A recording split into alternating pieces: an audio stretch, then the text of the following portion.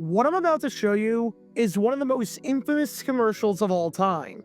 Odds are you've seen this commercial before, as it's a classic and it used to air all the time.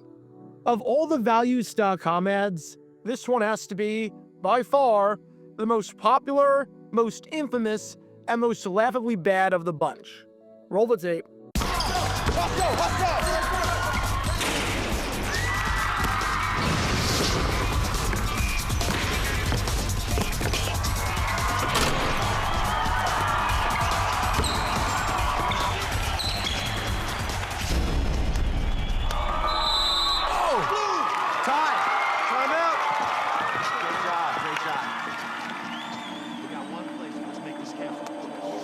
I touched it.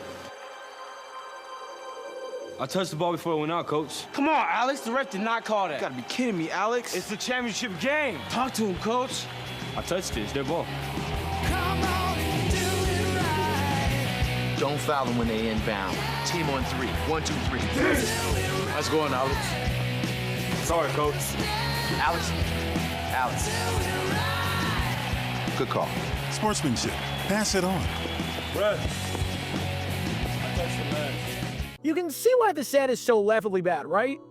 Aside from the fact that I genuinely don't even know if he touched the ball in that spot, and the actor even admitted later on during an episode of Pablo Torre finds out that he didn't touch the ball, and the take they used was the best take they got, and was the only one where it looked close. We did 20 takes, and that was the best one. There's no way anything like this would happen in real life. The other team isn't even complaining about the call or arguing that the refs got it wrong. They're trying to plead their case, and they're clearly frustrated about the result, but it wasn't an egregious call by any means, and the red team seems to know it. Again, the man didn't even touch the ball. The referees, by all accounts, got it right. But you had to have the guy say in the championship game, probably because he bet against his own team Black Sox style, that he touched the ball before it went out. And while there's no sequel to this ad, I'm going to take a wild guess and say that his team lost the game and he got slammed into his school locker every day for the rest of his high school career and was ostracized by his teammates and had to transfer schools in order to start a new life and not be bullied every day. Just a hunch. If you watched any sports television or Nickelodeon in the first half of the 2010s, you saw this ad play over and over again, to the point where seeing me play that ad might have unlocked the core memory. It's that famous and that horrible. So why do I bring this up? Because I kid you not, this actually happened in the NFL during this game right here. I highly doubt that the values.com people were trying to emulate NFL history when they had the idea for the ad.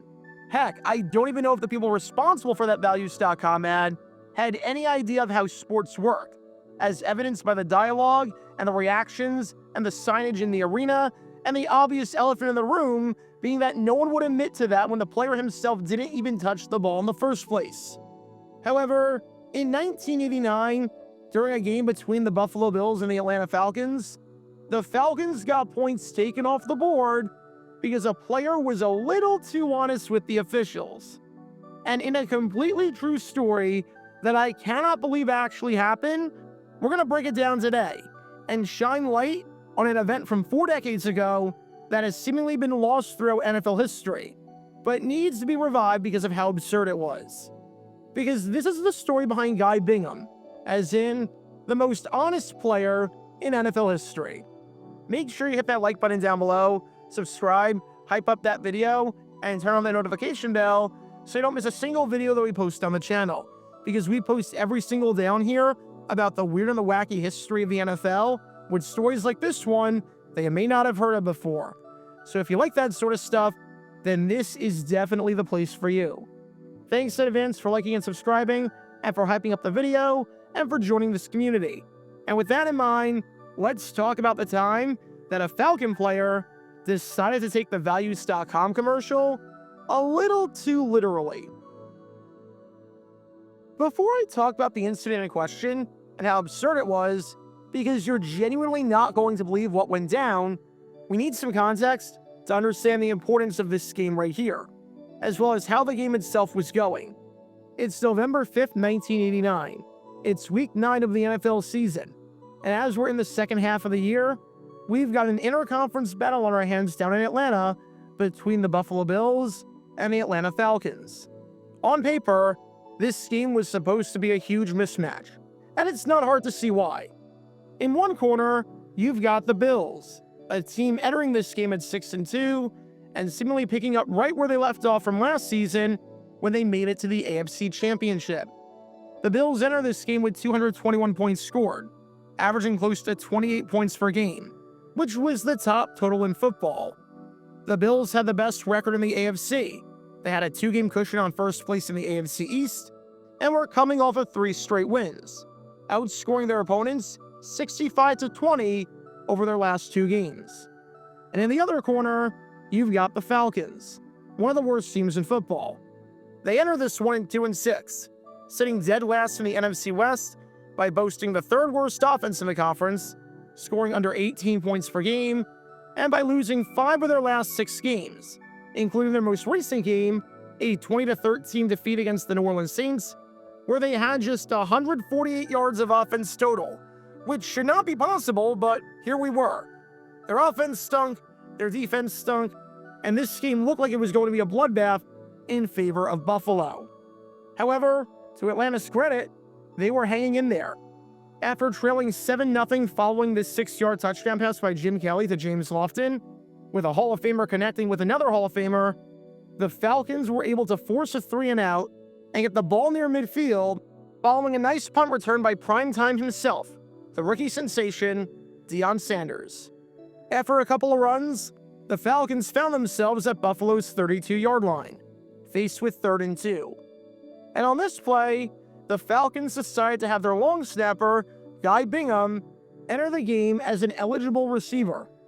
Bingham wore the number 65 jersey, so by rule, any player who is an offensive lineman that is being used as a wideout and can go down the field must report to the referee. Bingham does just that. Unfortunately for the Falcons, this play does not work, as the play action pass fails.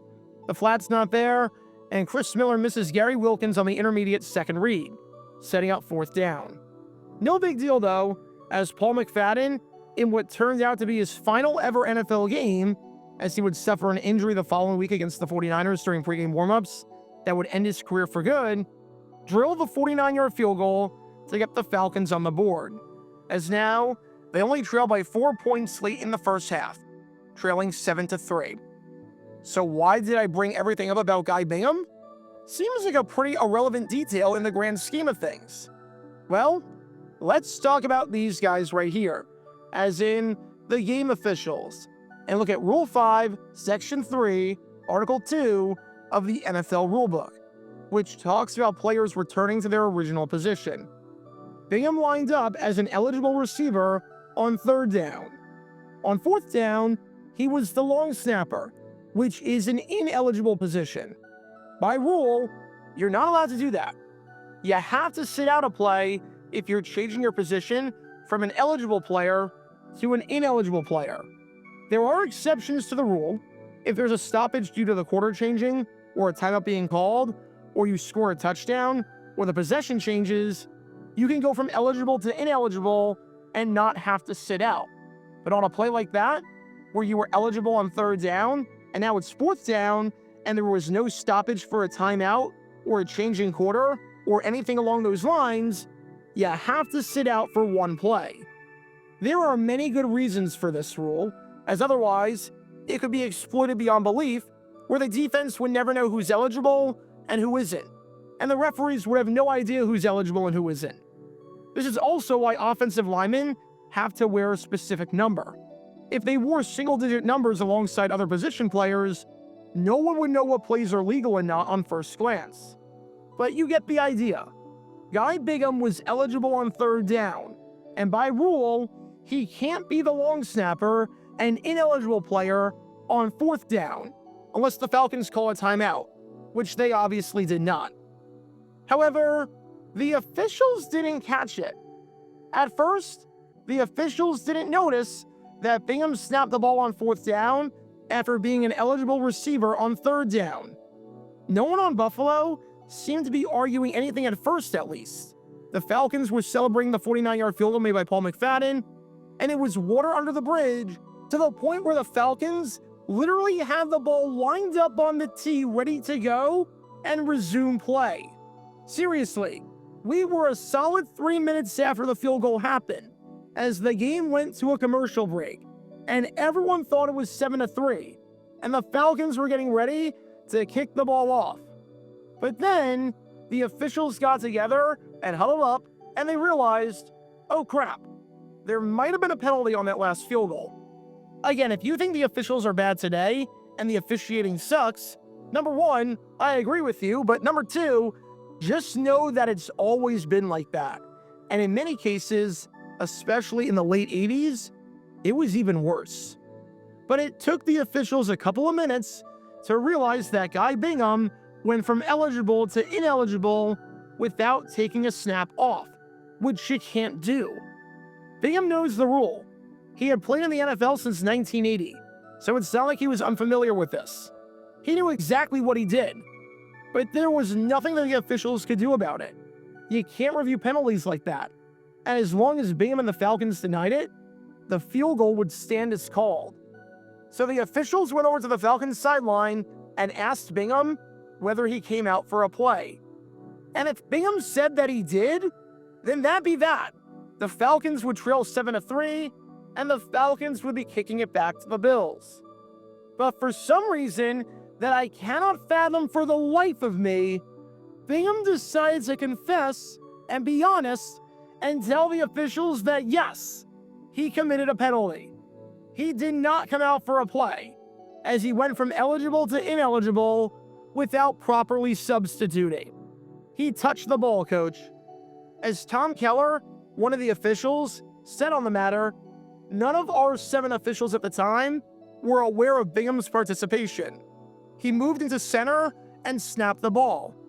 When it was called to the officials' attention, they went to Bingham, and he said that he hadn't gone out for one play. With that, the referee threw a flag on Atlanta, giving them a 5-yard penalty for an illegal substitution, wiping 3 points off the board and bringing up 4th and 7, making it a 54-yard field goal instead. Now, Paul McFadden, as in this man right here, who already missed a 45-yarder earlier in the game, would have to try from 54, all because of Bingham's honesty. And there's a couple of things to keep in mind with McFadden here with the re-kick, because Bingham decided to tell the refs about what he did. Number one, this was 1989. A 54-yard field goal isn't easy by any means in today's NFL, but you expect kickers to hit it more often than not because of how good they are. In 1989, that's like a 62-yard field goal today. In 1988 and the first half of 1989, there were 4 attempts from 54 yards. All 4 of them missed. The longest field goal made throughout the entire 1988 season the year before was 53 yards. And in 1987, the longest field goal was 54 yards. In other words, you were taking 3 points off the board because you were too honest. And there was an extremely slim, almost impossible chance that you'd get them back, especially considering that McFadden's career long was 52 yards. McFadden shouldn't have had to kick a second time. His teammate was just too honest for his own good. And now, his team and his kicker had to suffer as a result. But there's a reason that this play and bizarre incident has seemingly been forgotten about all these years later. And that's because Paul McFadden, on the re-kick, was about to do this. He is going to try a 54-yard attempt out of the hold of Chris Miller. Well, he hit the last one so well, I mean, it would have carried. This would be the longest of his career. He gets into it, a 54-yard attempt on its way, and it's good!